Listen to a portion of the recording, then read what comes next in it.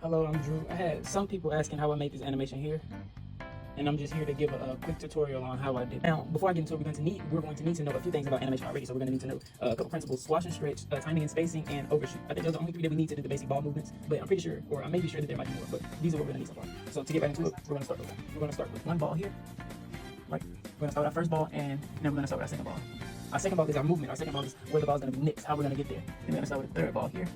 Start with the third ball, just simple movement, just going in a straight line. But now we want to pick up some speed. So if you pick up speed, we want to just stretch out, just fast like a blur that we see most, like a blur, So now we want to end up a little bit further than where we were with the blur. So we would end up here, way off where we initially began.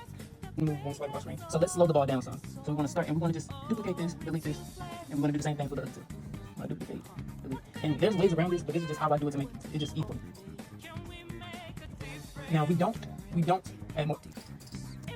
Hell no.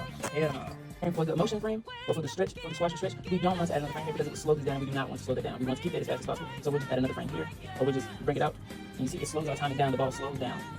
So what this would demonstrate timing and spacing. So by time we see how long it would take for the ball to get from here to here, and we see the space that it is to get from here to here. So timing and spacing that I use now, let's use a little bit of anticipation and overshoot. But to start with anticipation, we want to go back to our first initial ball, and we want to go in between the frame before it moves to the second frame. We want to go in between, add another frame, and we want to draw over this ball. We want to draw it just a little bit further, or we can duplicate this frame and we can just move it a bit further. But I like to draw it. So I would draw it here, just in front, just a little bit in front of the last ball, of our first initial ball, just to make it look like it's moving. And we do not want to add a second frame to this to slow it down, because slowing it down will make the motion seem chunky.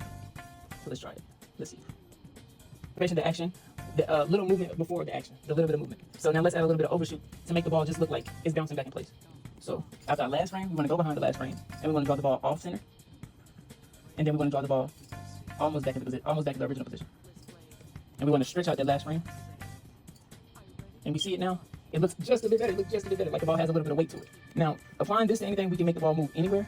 And using those principles, or using those breakdowns, or using just what you learned or what you want to know, you can just make animations like this anytime. This took a day, and it only took that long because I kept stopping and starting playing the game, doing all that. But these animations are not hard; they just take time.